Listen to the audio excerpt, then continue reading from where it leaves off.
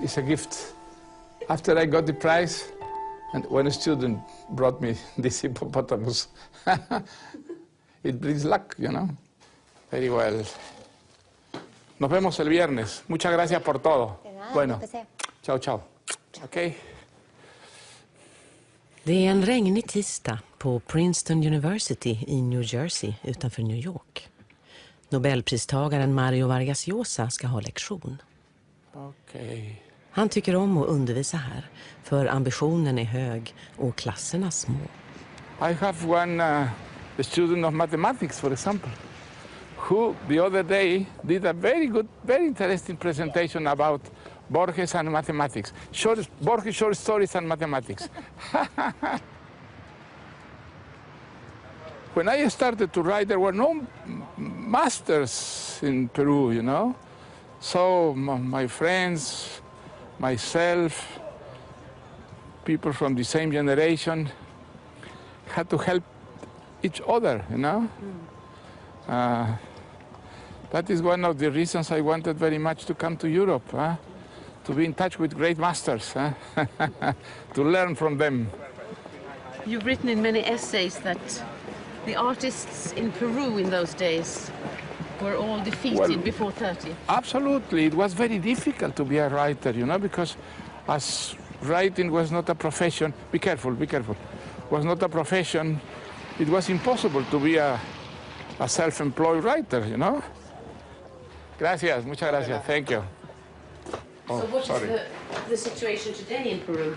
Is it better? I think it has improved. Hola. ¿Qué tal? Buenas. I think it has improved a lot since, because, for example, today you have publishing houses in Peru, which didn't exist when I was young. Hola. Nu ska han föreläsa 3 timmar om en av sina favoritförfattare, argentinaren Borges. Hola, buenas tardes. ¿Qué tal? Buenas tardes.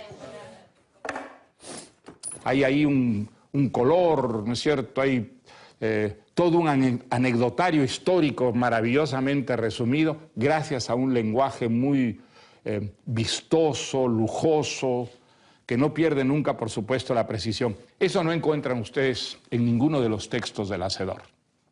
El lenguaje es un lenguaje sumamente sencillo, es de una gran sencillez, por supuesto, de una absoluta claridad, que esa es una característica del estilo borgiano.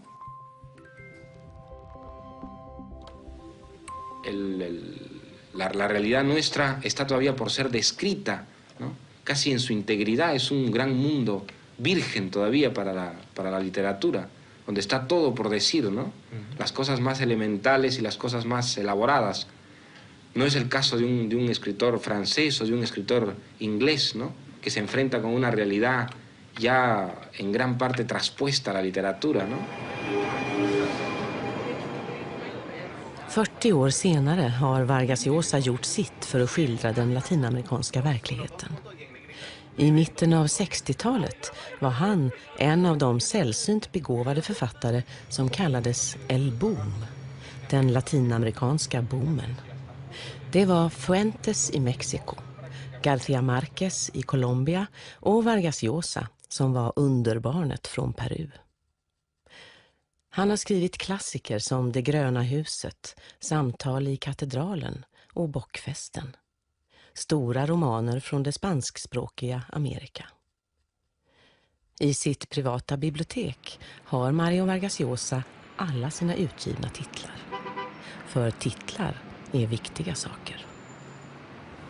When you have a title for an article or for an essay, I think 50% is done, you know. Everything is organized around the idea of the... When you don't have the central idea, it's much more difficult.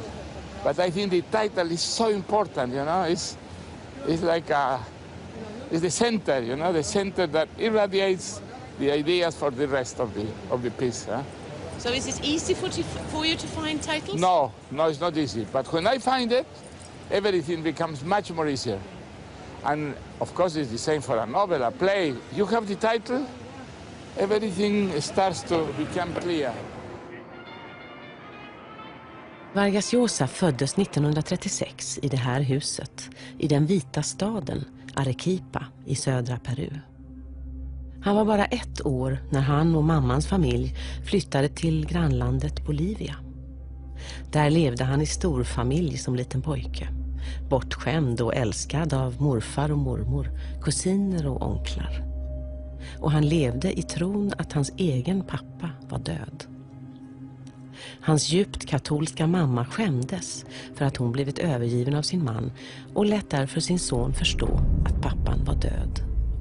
Ända tills en dag när han var 10 år. Es un día que me cambió la vida totalmente. Mi madre me reveló que mi padre estaba vivo. Creo que todavía no me he recobrado de la sorpresa que fue para mí descubrir que mi padre, a quien yo creía en el cielo, estaba vivo, y me dijo que lo íbamos a conocer inmediatamente. Y entonces fuimos de allí al hotel de turistas de Piura, y ahí apareció un señor que no se parecía en nada al hombre joven, guapo, de un vestido de marino, que yo tenía en un retrato en mi velador. Era un hombre ya mayor que comenzaba a tener canas y a perder el cabello. Y me acuerdo que me abrazó y dijo, este es mi hijo. Pues yo estaba muy desconcertado, no acababa todavía de asumir esta nueva realidad. Y entonces dijo mi padre, vamos a dar una vuelta, vamos a dar un paseo en el auto. Y entramos mi madre, yo y mi padre a un auto azul, que recuerdo muy claro, un Ford azul. De flyttar till storstaden Lima för att bo hos pappa. Och här slutar Mario Vargas Llosas lyckliga barndom. Yo con mi padre descubrí muchas cosas. Descubrí la autoridad, por ejemplo, que yo desconocía completamente.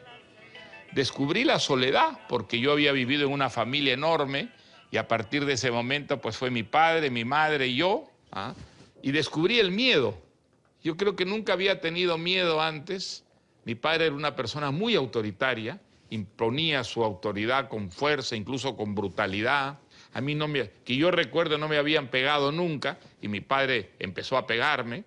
De tal manera que yo viví bajo esa autoridad con un miedo permanente, constante.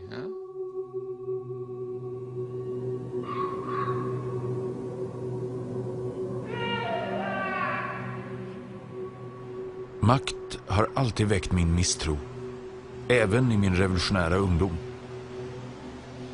Jag har alltid ansett att ett av de viktigaste syftena med mitt kall, litteraturen, är att bjuda motstånd mot makten.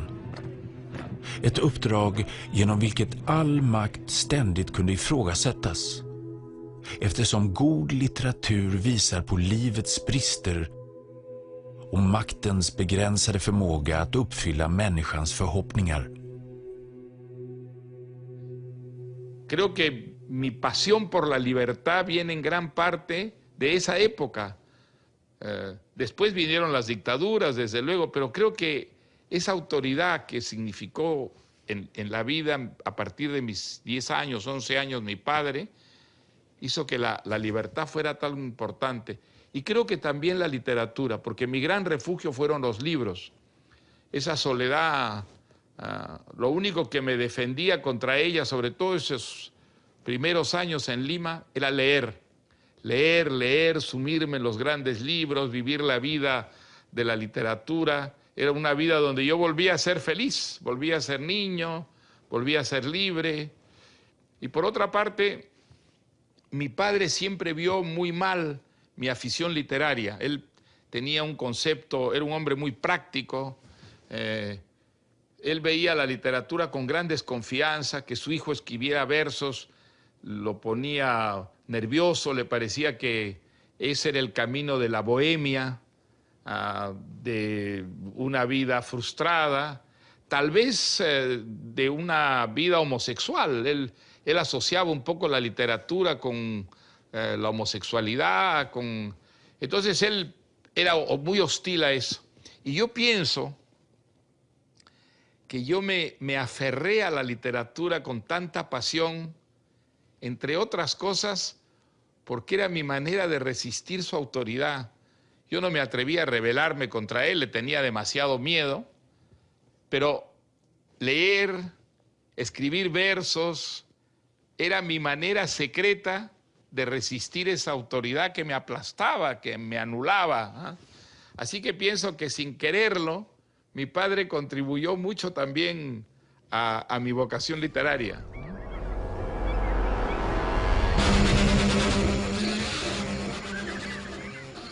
På militärakademin Leoncio Prado i Lima gör man män av små pojkar.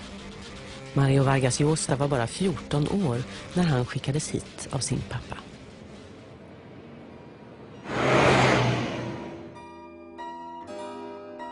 Förläggningen var full av rök och uniformer och det hördes skratt och rop. Knappt hade han kommit inom dörren, fortfarande med det lilla blyga leendet på läpparna, för han fick ett slag i ryggen. Han föll till golvet och blev liggande raklång med ansiktet uppåt. Han försökte resa sig, men kunde inte. Någon hade placerat sin ena fot på hans mage. 10 oberörda ansikten betraktade honom uppifrån, som om de betraktat en insekt. Vargas Llosas debutroman utspelar sig på militärskolan. Staden och hundarna handlar om machokulturen, våldet och penalismen. När boken kom ut 1962 brändes den på bål i flera 100 exemplar på hans egen skolgård. Yo vivía en París cuando salió mi libro, y cuando yo supe que se habían quemado y que había habido un escándalo y que había salido noticias en los periódicos de esa quema, pues me quedé muy desconcertado, muy sorprendido, porque yo pensé que el libro llegaría a muy pocas personas, ¿no? Lo curioso es que los que quemaron el libro no lo prohibieron, lo quemaron pero no lo prohibieron. O sea que le hicieron una gran publicidad y el libro terminó teniendo un éxito enorme, porque todo el mundo quería ver qué tenía ese libro para merecer las llamas, para merecer la hoguera, ¿no? Under decennier var Mario Vargas Llosa inte välkommen på området. Men minnet är kort. 40 år senare, när han blivit internationellt känd, bjöds han in som en hjälte till skolan. Mario Vargas Llosa kallar sig världsmedborgare. Här på 46:e våningen vid Central Park i New York bor han med sin fru Patricia när han undervisar på Princeton University. Annars bor han i Madrid och är idag spansk medborgare. Men han har kvar sitt hus i Lima. Hit åker han och Patricia från januari till mars varje år när det är sommar i Peru. Han får skrivro av utsikten mot havet.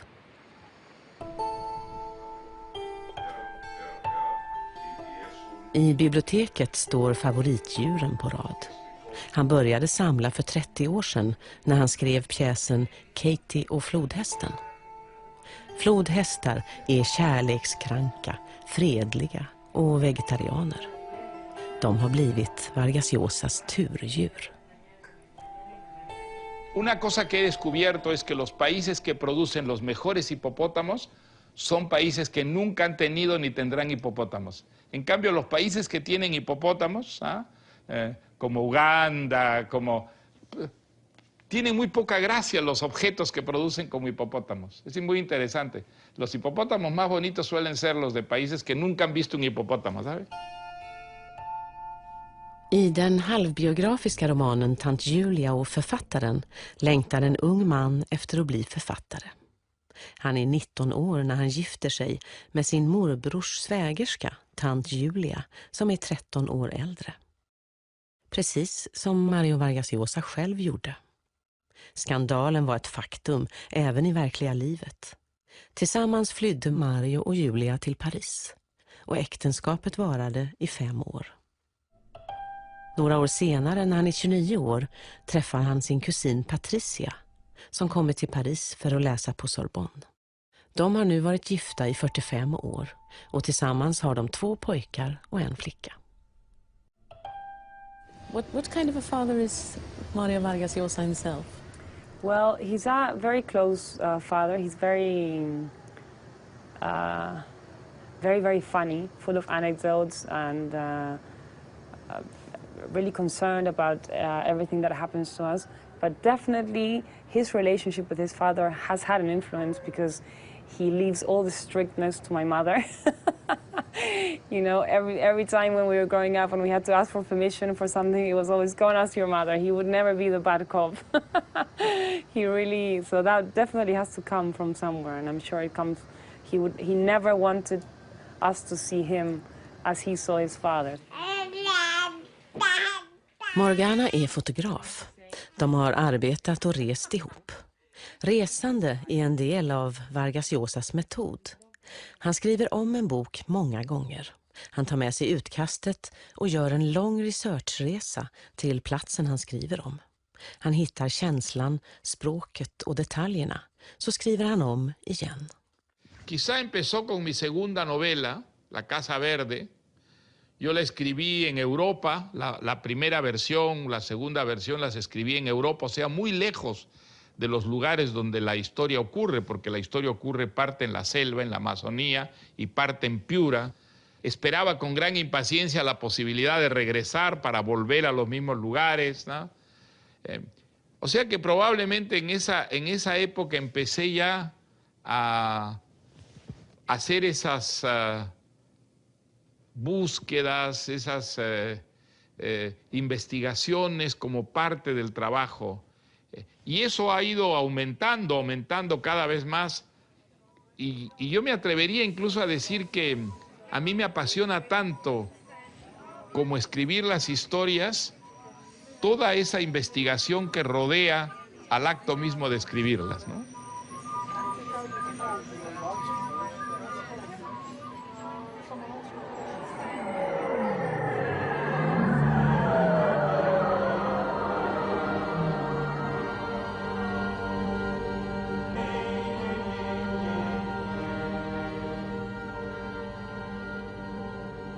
Machu Picchu es un lugar, en primer lugar, muy bello. Mire, esa es una, digamos, prueba tangible de que el Perú es un país antiguo. Y la antigüedad es muy importante, es fundamental.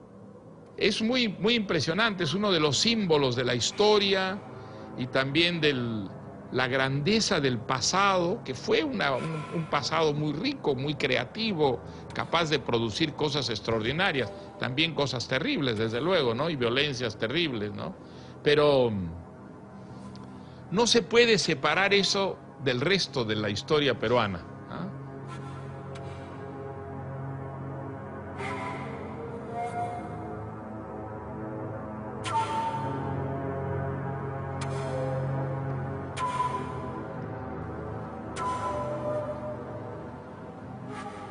Böckerna i Mario Vargas Llosas tidiga författarskap utspelar sig i detta mångfacetterade Peru. Han använder både humor och parodi när han beskriver den patriotiska manschauvinism som finns i så många latinamerikanska länder. Vargas Llosa skriver om politiskt förtryck under en hatad diktator i sin uppmärksammade roman Bockfesten. Romanen Det gröna huset utspelar sig hos utsatta djungelindianer i Anderna. Här skildras det brutala sexuella våldet mot kvinnorna. Han beskriver hur de krymper som människor när de tiger och accepterar sitt öde. I Sverige blev det debatt om Vargas Llosas kvinnoskildringar när han fick Nobelpriset. Själv menar han att böckernas kvinnor ofta står både för stabilitet och motstånd. Ahora, lo que sí es verdad, digamos, es que una obra que describe un mundo latinoamericano, un mundo marcado por el machismo, pues muestra la situación de la mujer en la mayor parte de los niveles de la sociedad, como un ciudadano de segunda clase, como alguien que es maltratado, como alguien que, digamos, tiene siempre la peor parte en la relación, en las parejas. Sí, eso es un reflejo de una realidad que desgraciadamente todavía, digamos, es muy muy extendida en América Latina.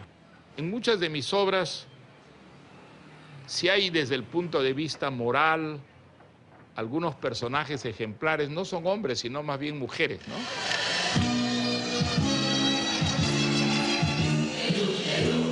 Den 21 augusti 1987 höll Frihetspartiet Libertad sitt första politiska möte på La Plaza San Martín i Lima. Mario Vargas Llosa presenterades som partiledare. Queridos compatriotas,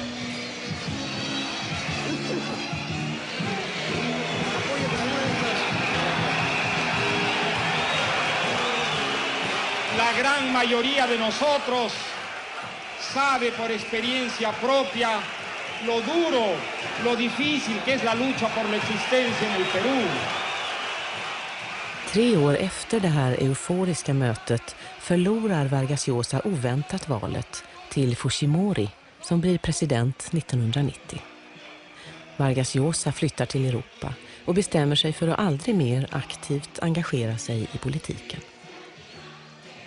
Under åren som politiker led han svårt av att inte hinna skriva eller läsa. Därför gick han upp 5:00 varje morgon för att rena sin själ med poesi. Por lo menos media hora para poder leer poesía. No tenía cabeza para leer largas novelas, esa era imposible. Pero entonces leía poesía, y leía poesía pura. Leía la poesía más desasida de la realidad más cotidiana. Y leía mucho a Góngora, que es un poeta perfecto, es un poeta absolutamente perfecto, inspirado mucho en los clásicos, de una forma, de una inmensa elegancia y precisión. Era maravilloso sumirse por lo menos media hora al día en ese mundo perfecto, limpio, transparente, sin suciedad, sin intrigas, muy lejos del barro humano, ¿no?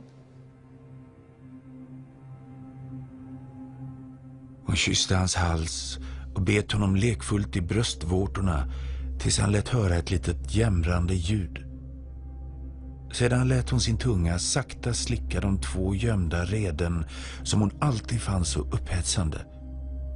Hans armhålor som han varje kväll länge och väl tvättade och parfymerade för att behaga henne. Don Rigoberto hade avdelat veckodagarna för olika organ och kroppsdelar. Måndag för händerna, tisdag för fötterna, onsdag för öronen, torsdag för näsan, fredag för håret, lördag för ögonen och söndag för huden. Varje gång han gick ut ur badrummet hade han en känsla av att livet trots allt var värt att leva. Don Rigoberto es eso, don Rigoberto es un hombre que quiere hacer de su vida, de una manera secreta, algo perfecto, ¿no? Y entonces es la descripción de lo que podríamos llamar una utopía posible. Precis som huvudpersonen Don Rigoberto har Mario Vargas Llosa sina strikta rutiner. Varje morgon 7:30 går han och hans hustru en rask morgonpromenad i exakt 1 timme. I Paris går de i Luxemburgträdgården, i Lima vid havet och här i New York blir det Central Park. Sin Patricia mi vida se hubiera desintegrado en una especie de caos absoluto. Pues mire, mi día es una rutina bastante estricta. Yo comienzo muy temprano porque me levanto, nunca he dormido mucho, entonces comienzo muy temprano. Generalmente hago ejercicios media hora, más que por placer, ahora por necesidad, por la espalda, los hombros. El placer es caminar. Antes corría y ahora camino 1 hora, caminamos con mi mujer, pero esa hora para mí ya es muy importante porque yo planeo el trabajo del día en esa hora. Ahí más o menos organizo lo que va a ser mi día, luego regreso a la casa, leo periódicos, yo necesito leer periódicos, saber qué ocurre en el mundo, es para mí muy importante, ¿no? Entonces generalmente leo periódicos 1 hora y luego me ducho y comienzo a trabajar. Y trabajo hasta las 2 de la tarde y esas son para mí las horas más creativas. Pero lo estable es siempre la rutina del trabajo. Si yo consigo mantener esa rutina, me siento bien, duermo bien, me funciona el estómago. En cambio, cuando esa rutina se altera, todo se altera. Duermo mal, estoy de mal humor, empiezo a sentir inseguridad. Por eso esa rutina es mi equilibrio. Yo creo haber llegado a eso que escribió Flaubert, que a mí me impresionó mucho cuando lo leí, ¿no? Escribir es una manera de vivir. Eso desde hace muchos años, mi manera de vivir es escribir y todo gira exactamente en torno a esas horas en que yo estoy escribiendo, ¿no? Själva skrivarbetet har också sina ritualer. Känslan måste vara den rätta när han skriver sina utkast. Och första versionen är alltid handskriven.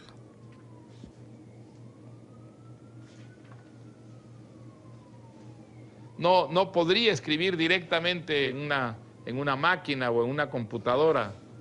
Creo que soy la última generación de escritores ya de tinta y papel, ¿no? Yo creo que hay una sensualidad en la palabra que nace como una proyección de la mano, del dedo, a esa palabra que pasa a través de una pantalla. I like very nice notebooks, like these ones, you know?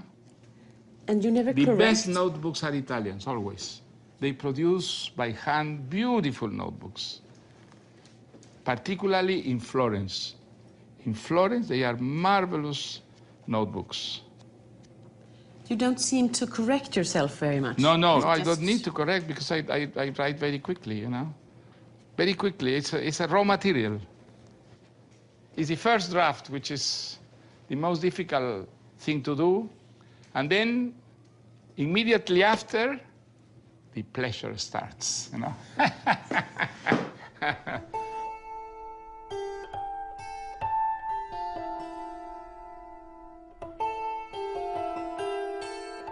Lo importante es seguir manteniendo las ilusiones, los proyectos y trabajando, haciendo esas cosas que son estimulantes, que hacen que la vida sea estimulante. Si uno llega así hasta el final, creo que es perfecto.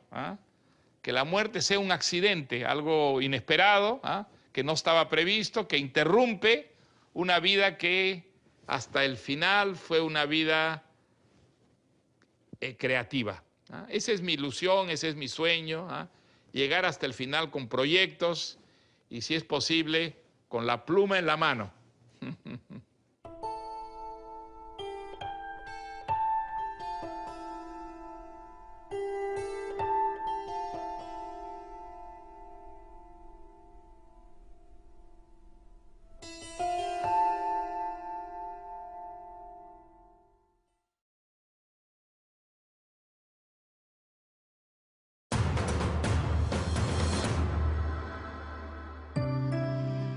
Historier bakom kameror, kvinnor och kulisser. Jag tycker det är så märkligt för han fjamsade runt med den där kameran och det var ju liksom någon logik i det hela. Nu får du se bilder som en av världens främsta filmskapare inte regisserat. Det är en jävla lögn därför att det var fullkomligt medvetet ifrån min sida. Kommer jag? Följ med på en resa in i Bergmans lekstuga.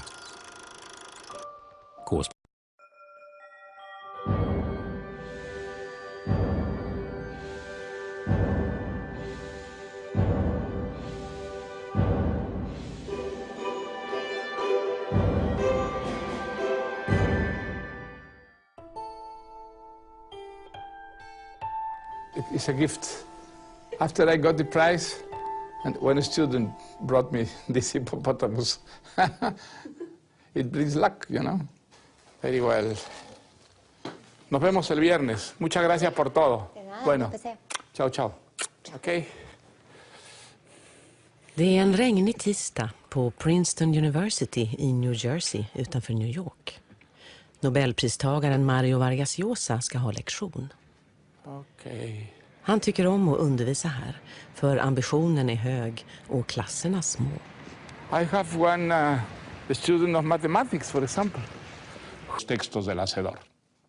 El lenguaje es un lenguaje sumamente sencillo, es de una gran sencillez, por supuesto de una absoluta claridad, que esa es una característica del estilo borgiano.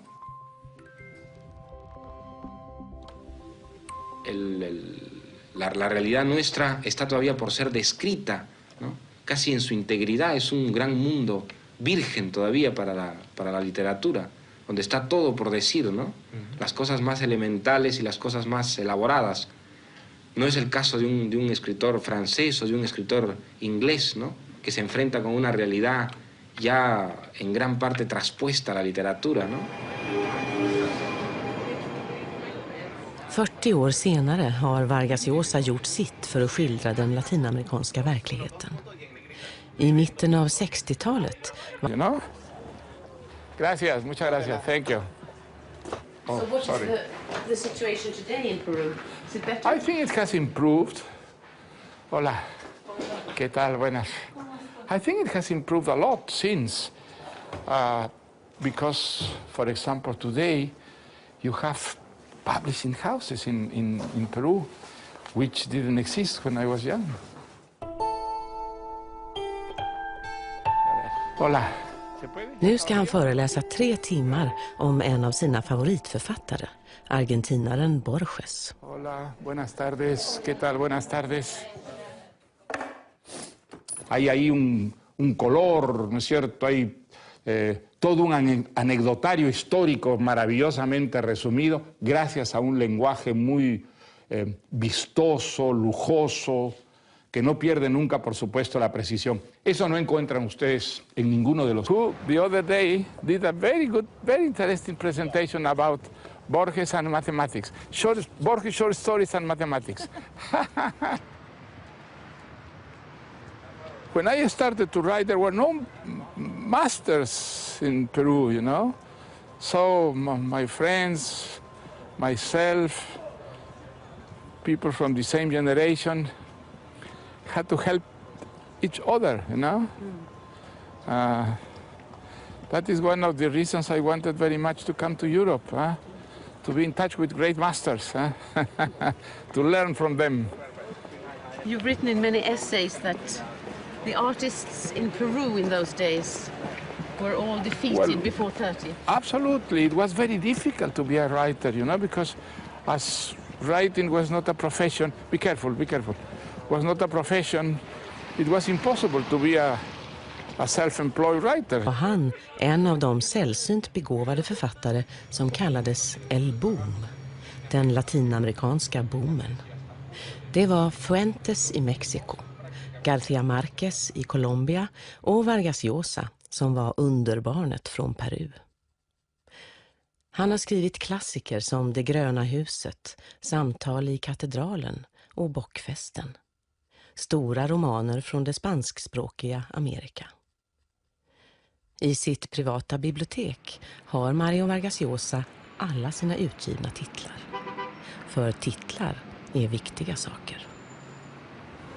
When you have a title for an article or for an essay, I think 50% is done, you know. Everything is organized around the idea of the...